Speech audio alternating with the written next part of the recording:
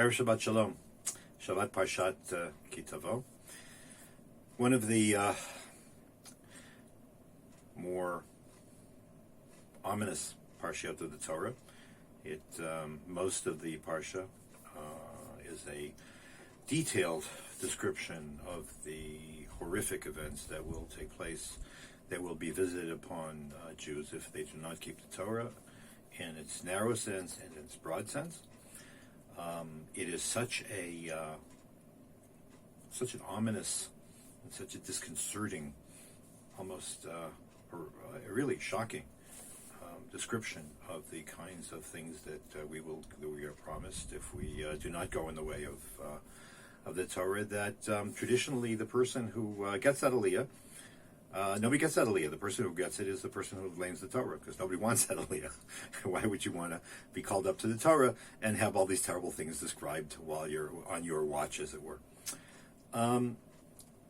In a broader sense, though, tradition has it that this parsha always has to be read before Rosh Hashanah, and the reason is pretty straightforward, because this is a major part of the renewal of the covenant between God and Israel before the entry of the people into the land of Israel, in which God makes it very clear: the land is given to you. It's yours. It belongs to you from the time of Abraham. However, there is a difference between ownership and certificate of occupancy. Ownership means the land can only belong to us. And Rav Selichot used to like to point out, and he wasn't the only one, that the only time that the land of Israel ever really brought forth its riches, its fruits, and so on, was when Jews lived here. On the other hand, the certificate of occupancy is not unconditional. It is dependent. It is dependent upon our behavior, and it is dependent upon our behavior in many, many different ways. One of the ways of trying to tie it together is through focusing on one verse, which I think actually provides a key, or one way of unlocking this week's parsha, next week's parsha, and the 2 weeks afterwards. The parsha begins with the story of what happens when a person has first fruits, and they come to the temple and they bring the first fruits to God, and they thank God for. The person thanks God for bringing us out of Egypt and for bringing us to the land of Israel and for giving us the opportunity to work the land and enjoy the fruits thereof. And as an act of appreciation, we bring the first fruits to the temple. Okay, that's number one. And Hakarat HaTov, one of the greatest qualities that is expected of a Jew is, in fact, to be appreciative, to be grateful, not to be an ingrate. And then we have the following. After that, when the cycle of tithes, there's a 6-year cycle. We're coming up to the end of one this year because it's going to be sabbatical year. When all of the cycles of tithes are finished, and if you have leftover produce that should have gone to the Kohen, it should have gone to the Levite, it should have gone to the poor person, depending on what year it was, you have to pay up all your debts. And at the end of saying and so what happens is when you do that, when you give the Kohen what he deserves, and the Levite what he deserves, and the widow what she deserves, and the stranger or the convert, and so on, everybody gets what the Torah has demanded you give of your own to them to support them. You could call it social justice if you want, even though I think the word is overused. Excuse me. At the end of declaring that you have actually paid up all your debts, the Torah, this is chapter 26, verse 15. Hashkifa mima'on kodshecha ma'ashamayim. Look out from your heavenly abode, or your holy heavenly abode. Uvarech et amcha Yisrael, and et Israel. Bless your people, bless Israel. Ve'eta adama shenatata lanu, in the land that you gave us. Kasher nishbata lavotenu, as you swore to our forefathers, a land flowing with milk and honey. There is an interesting story. There was a Rosh Yeshiva at Rabbi Yitzchak Elchanan at YU in my day. He was an older man. His name was Rabbi Arnest.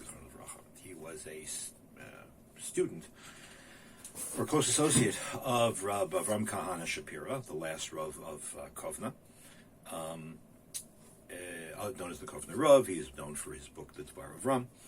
And Rabbi Arnest was a very mild-mannered, soft-spoken person. And he always had a small share of Talmidim who studied with him. And once they asked him, Rebbe, in addition to just studying Gemara, can we study Hashkafa? Can we study Jewish philosophy, or how we should look at things, and how the Torah teaches how to relate to the world? So Rabbi Arnest, who was a Litvak, so he's a bit of a cynic, looks at them and says, and quoted a comment of Chazal, Kol hashkafot shebatorah l'ra'ah chutz mehashkifa mimoim kodshecha. Chazal say that whenever the Torah uses the words hashkifa, to look out, or hashkafa, to look out, then that denotes something bad. God looked at Sodom and he destroyed Sodom. The only place where the word hashkafa is used in a positive context is in this verse, that God should look out over us from heaven and bless the Jewish people for on the land in which He gave us. I often think about that story because at the end of the day there is something very profoundly formative in this verse, meaning that it really all comes down to what this verse says in its context, and that is as follows: that at the end of the day, we are given tremendous opportunities to create a just and equitable society, not according to the way we make things up, but the way that God set the parameters in terms of how to treat the disadvantaged and how to treat one another and how to respect the land as well. And one of the striking things about the description of the horrors that will happen if we neglect and we don't obey the Torah is that we will have betrayed the land itself by not allowing it to rest. In other words, the residence in the land of Israel is a matter of absolute right and absolute obligation, and we betray it if we do not live up to our obligations as to the kind of society that we're supposed to build on this land. The irony being that we can't be anything anywhere else. One of the striking things about this, the what's called the tochacha, the rebuke, the massive rebuke that the Torah contains in terms of what will happen to us if we don't obey the words of the Torah. In fact, the last of the invectives which the Torah uses as an introduction to the tochacha, to the list of terrible things that will happen, is arura shelo yakim kol Torah derei Torazot. Cursed will be he who does not keep all the words of this Torah, which, by the way, means you can't pick and choose. You can't be a ritual fetishist, you can't be a ritual Jew, and you can't just be a moral, you can't just be a sort of ben el chavera Jew. It's a package deal because everything works into everything else. Because at the end of the day, the way the Torah sees it, the Torah is a constitution, and the legislator is God, and therefore we put ourselves in a position of dependence, which involves deference, which involves humility, which involves appreciation of that which we were given, and mitigates against arrogance. Arrogance is the first step towards sin, because at the end of the day, if you are arrogant, then you really worship yourself before you worship anybody else. And if you worship yourself, you will ultimately become an idolater, because worshiping anyone or anything other than God is a form of idolatry. Or as I think I've quoted this a number of times, the great Dame Edith Hamilton, the author of mythology, writes in her introduction, the Greeks made the gods in their own image, because the gods were basically reflections or expansions of themselves. They did not view themselves as they view themselves totally dependent on themselves, and especially later on, they didn't really believe in the gods. So we're coming back to this verse and others. So coming back to this verse, in light of all of that, the fact that this verse Hashkifa Mamon Kadshecha B'Shamayim look out on your people is a very striking statement. On the one hand, there is an expression of, I don't say pride in the sense of arrogance, but of satisfaction in the sense that I've done, in this case, I've done what I'm supposed to do. I've supported the poor. I've supported the educational system, which is who you're talking about when it comes to the priests and the Levites. And now please bless us. On the other hand, look out over us from heaven and bless us means try us. Not in the sense of, try me, but rather I'm exposing myself. I'm willing to be transparent. See if I've lived up to what I'm supposed to live up to. See if I've maintained the kind of standards and the kind of life that I'm supposed to build. Am I morally sufficient? Have I been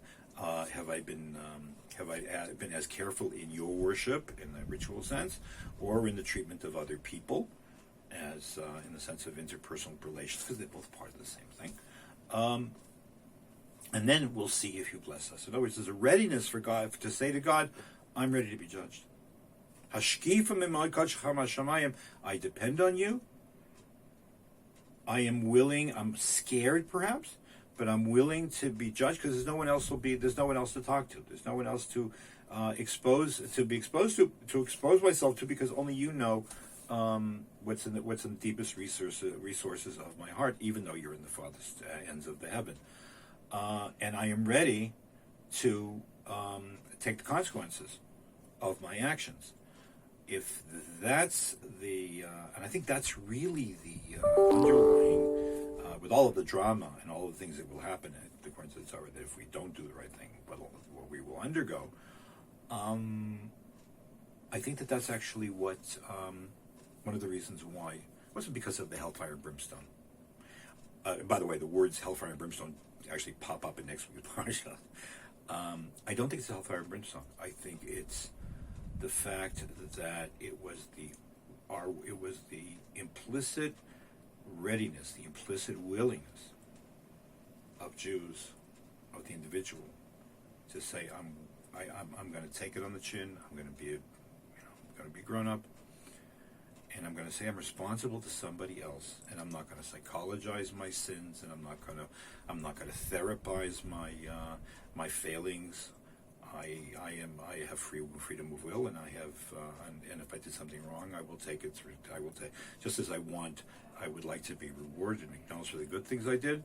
By the same token, I am willing to take responsibility for the things that I did wrong, even though it's not comfortable. And discomfort is the opposite of what contemporary society wants. But the Torah says, look at you, takes your money, takes your chances. Pays your money and takes your chances. You have to be ready to take the results of your actions. Actions have consequences. Look out from heaven and see exactly what we have done, what we haven't done. And I think that's the reason why it's so important that Tavo actually should be read before Shana. If that's the case, then coming back to Rabbi Arnest, if the word hashkafa can mean either something good or something bad, well, at the end of the day, how God will see us really isn't up to him. How God will see us really is up to us. Shabbat Shalom.